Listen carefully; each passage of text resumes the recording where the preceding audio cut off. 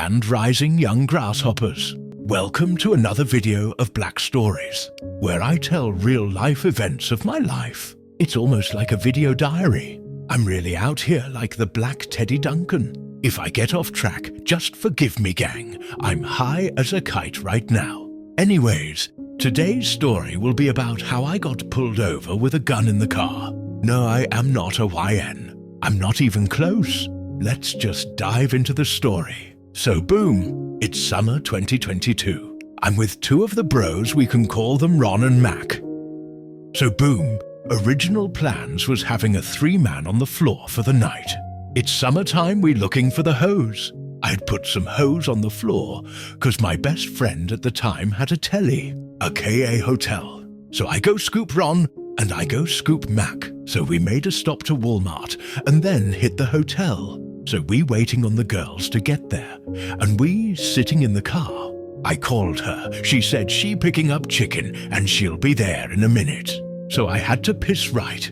So I go in the hotel to use the bathroom. The bathrooms was mad fire.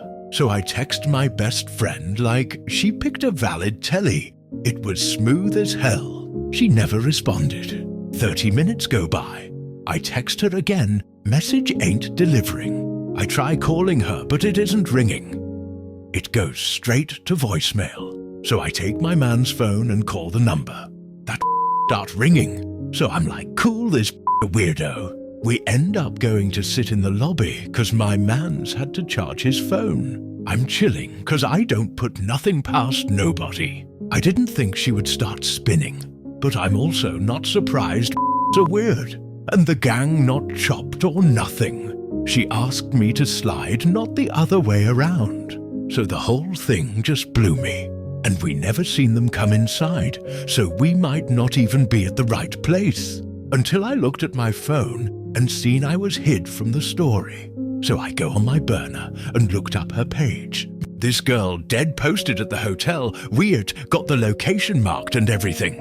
So now I'm really confused and irritated. Not only am I not cracking shit, but I done wasted my time picking the guys up. Sitting around this for over an hour. Then I still got to drop gang off. I wasn't about to let my night go to waste. So me and gang at the gas station just chilling. We trying to put some more motion on the floor, right? Now I had plenty of play for myself, but not enough for three. Ron don't get hose for real, so he was no help. And my man's Mac was looking for some shit. But it wasn't looking good. So I'm like, f it, let's just slide downtown. On the way downtown, Mac say he got some hose. They don't stay too far. So I'm like, bet it's on. So I go down to the hose spot. Street dark as hell. These hoes was living in the ghetto. Now it was a lot of red flags about these hoes. Starting with these hoes living in the ghetto. But not only that, they were sneaking us in. Not only sneaking us in, but sneaking us into the basement. So hoes tell us come in. They never said their names. At least I don't remember them saying it. But they also not important enough to give fake names. So we can keep addressing them as the hoes. So boom, we downstairs and gang, it's only two hoes, bruh.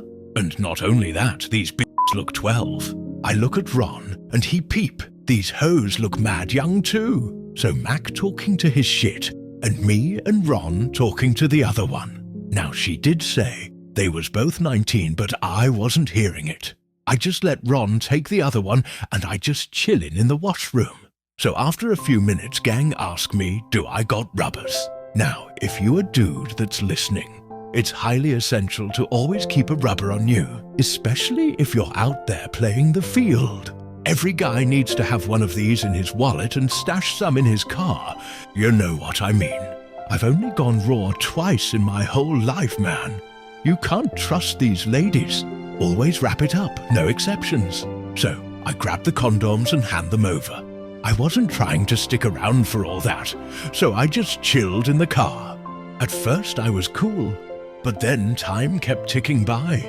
Seriously, like 40 minutes later, radio silence. I'm like, yo, Ron, everything good over there? But he's ghosting me. So I go back to scrolling on my phone, wondering what's going on. I get back to scrolling on my phone. 30 minutes go by, still haven't heard anything. And I can't just go back in the house. The hoes the ones that snuck us in. So 10 minutes later, Ron called me. These dumb no-game never even cracked yet. He called to tell me they about to. And they need more time. Now, I'm already an impatient person. And I've already had my time wasted as it is. But you tell me after an hour and a half, you still got no play. What could you possibly be doing at 11? Something at night on a two-man other than getting play. Let's go down the list of observations. 1. Y'all got snuck in the house, so they people is definitely upstairs. 2. Wasn't no weed or liquor. 3. Y'all in a basement. Niggas was playing Monopoly and shit. So after the call, my first thought was to leave them. I swear to God, I contemplated for a good minute leaving them was the best decision. But I was a W-mans and stayed. It was a good 30 minutes later, they still wasn't out. So then I said, F it, I'm leaving, until Ron texts me saying they coming out. So they come out a few minutes later. I'm highly irritated, like super pissed. Imagine you starving all day and your check finally hit at midnight. You DoorDash some food and the dasher steals it. I'd be mad as f. So they get in the car and start chatting about the two-man. Yapping bullshit, of course. I wasn't hearing it, I was just ready to go home. So I'm taking them home, but I'm still pissed. So I'm speeding, just trying to hurry up and get them home. So we get to the red light and I see cops parked in a lot. I'm thinking they didn't see me speeding. I'm straight. We sit at the red light and they ain't moved yet. So I'm thinking we green.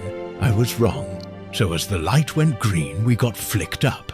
So I pull over and I'm playing it cool until this dumb Ron say he got a gun in the car. So imagine how pissed I am about the entire night, and add the fact that a idiot has a whole gun in my whip. I was so over the whole night. So he hides the gun under the seat. Not really a good place, but I never hid a gun before, so shit. 2 cops get out the car, one on each side. One comes to me, and the other flashes the lights through the window. Unlike most black people, I know how to talk to cops. So I play it cool. He tells me he pulled me over because my lights was off. Honestly, I didn't even notice, but that's valid.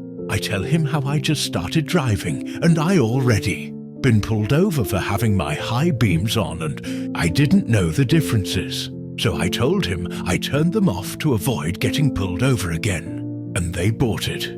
So he ended up showing me how the lights work and shit. We made a few jokes. They was really cool as hell. I really was nervous as f, but I was real calm and nervous. I knew I could get us out of it as long as I was doing the talking. So he ended up letting us go.